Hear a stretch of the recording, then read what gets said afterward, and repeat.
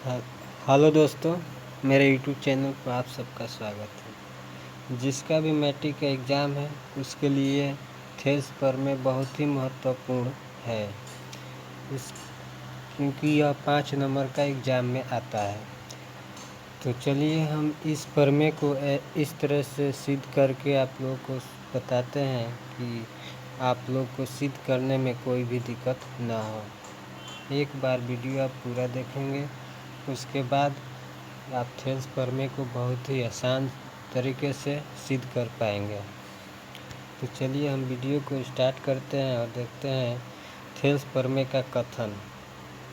तो थेल्स प्रमेय का कथन कर रहा है, यदि किसी त्रिभुज की एक भुजा के समानांतर अन्य दो भुजाओं को भिन्न भिन्न बिंदुओं पर प्रतिच्छेद करने के लिए एक रेखा खींची जाए तो ये अन्य दो भुजाएं एक ही अनुपात में विभाजित हो जाती है। चलिए इस कथन को पहले हम समझते हैं कि कथन क्या बोल रहा है। तो कथन ये बोल रहा है कि कोई त्रिभुज है, इसके एक भुजा के समानांतर ए बी सी, इसका नामकरण कर दे रहे हैं। कोई भी एक भुजा के समानांतर अगर हम कोई रेखा दो अन्य भुजाओं को प्रतिच्छेद करने के लिए खींचते हैं तो वह रेखा उन दोनों भुजाओं को एक ही अनुपात में विभाजित करेगी। तो इसके लिए हम क्या करते हैं कि BC के समानांतर एगो रेखा खींच देते हैं, इसका नाम D और इसका नाम E कहते हैं। तो थेल्स प्रमेय के अनुसार जो ये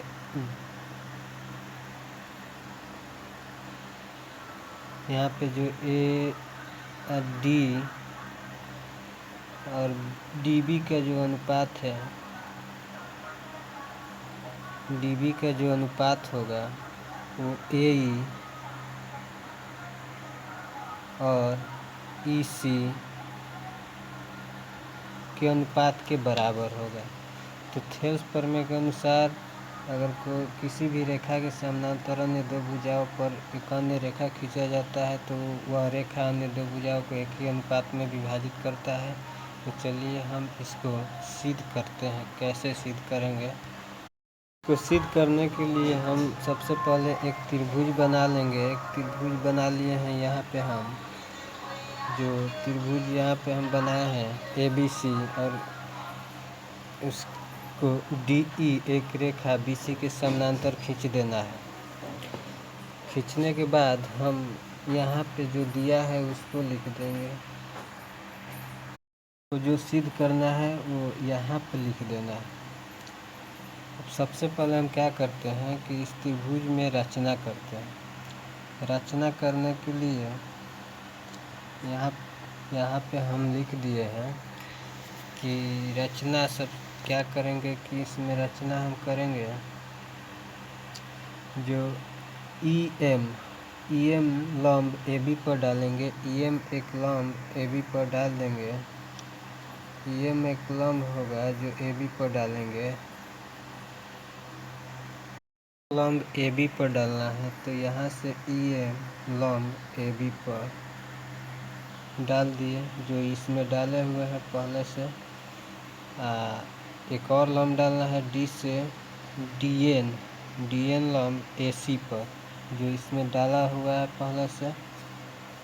अब क्या करेंगे कि यहाँ से BE को और DC को मिला देंगे। BE और DC को मिला देंगे। इतना करने के बाद हमारा रचना कंप्लीट हो जाता है। और इससे अब देखते हैं कि हमारा उत्पत्ति यानी प्रमाण क्या होता है। चलिए अब वो देखते हैं। इतना कर लेना है, उसके बाद प्रमाण देखना है। तो प्रमाण हम देखते हैं त्रिभुज ADE एवं DBE में। चलते हैं ADE यहाँ पे है, ये वाला ADE और त्रिभुज DBE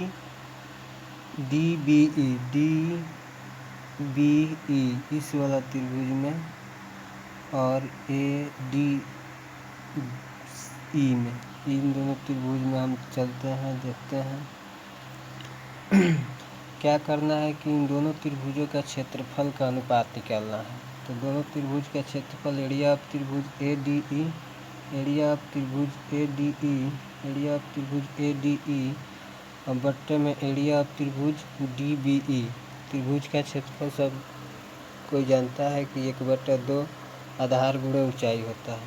तो 1/2 आधार गुणे ऊंचाई होता है। तो ए डी ई का क्षेत्रफल 1/2, इसका आधार हम देखेंगे यहाँ पे। तो आधार इसका हो जाएगा ये वाला आधार लेना है जिस पे लंब डाला हुआ है ए डी। लंब शीर्ष लंब जो ई एम लंब लेना है, लंब लेना है। तो यहाँ पे ले लिए हैं 1/2 आधार ए डी और एन लंब। ई एम होगा, यहाँ एन नहीं होगा, एम होगा, यहाँ भी एम होगा। अब जो कटने वाला है उसको काट देंगे, ये वाला कट जाएगा, इसमें ये वाला कट जाएगा। तो हम यहाँ पे देखेंगे कि क्या बच रहा है। तो यहाँ पे अब बचेगा हमारा एरिया ऑफ त्रिभुज ए डी ई बटे में एरिया ऑफ त्रिभुज D B E equal to A D बटे डी बी। इसको हम समीकरण 1 मान लेंगे। अब आगे फिर देखेंगे त्रिभुज, यहाँ और एक त्रिभुज दिख रहे हैं। ये वाला जो त्रिभुज है ए डी ई, तो एक त्रिभुज ये है ए डी ई और एक त्रिभुज यहाँ पे ये डी ई सी, तो डी ई सी यहाँ पे है, बी यहाँ पे है। तो डी ई सी ये वाला त्रिभुज जो इस यहाँ पे फिगर में दिया हुआ है, यहाँ पे ये वाला यहाँ पे दिया हुआ है, ये जो ये वाला दिया हुआ है त्रिभुज, उसमें चलेंगे। उसमें जाने के बाद हम फिर इन दोनों त्रिभुजों का क्षेत्रफल का अनुपात निकालेंगे। जब यहाँ पे त्रिभुज के क्षेत्रफल का अनुपात निकालेंगे तो हो जाएगा एरिया ऑफ त्रिभुज ए बी, ए यहाँ पे डी बी नहीं डी होगा, ए डी सी बटे में एरिया ऑफ त्रिभुज डी ई सी। दोनों का क्षेत्रफल लिख देंगे 1/2। अब आधार गुणे शीर्ष लंब, तो आधार यहाँ पे हमको अब लेना है इधर वाला। अब इधर वाला तो ले लिए हैं, अब हम इधर वाला ले लिए हैं, अब हमको इस साइड वाला आधार लेना है। तो त्रिभुज ए डी ई में आधार हो जाएगा ए ई और शीर्ष लंब हो जाएगा डी एन, शीर्ष लंब हो जाएगा डी एन, शीर्ष लंब हो जाएगा डी एन।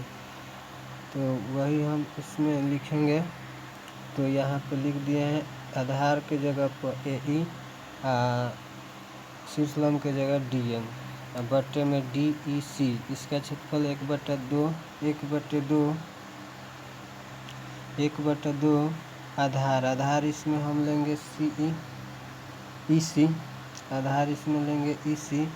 यहाँ पे है ई सी यहाँ पर है, यहाँ दिखा दे रहे हैं फिगर में ई सी। अब ये वाला आधार लेंगे ई सी और शीर्ष लंब तो डी एन लेंगे, शीर्ष लंब डी एन, दोनों शीर्ष लंब डी एन ही लेंगे। चलिए आगे देखते हैं।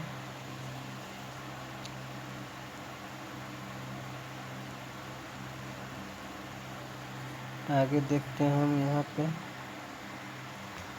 अब देखते हैं कि सबका मान भर देते हैं। तो यहाँ पे 1/2 आधार डी शीर्ष लंब डी एन ले लिए, 1/2 आधार ई सी और शीर्ष लंब डी एन ले लिए। यहाँ 1/2 से 1/2 कट जाएगा, डी एन से डी एन कट जाएगा, बचेगा एरिया ऑफ त्रिभुज ए बी, ए डी होगा यहाँ पे, बी नहीं होगा, ए डी सी बटे में एरिया ऑफ त्रिभुज D E C equal to A E बटे में ई सी। इसको समीकरण अब हम 2 मान लेंगे, समीकरण 2। अब हम देखते हैं कि एक ही आधार पर बने त्रिभुज का क्षेत्रफल बराबर होता है।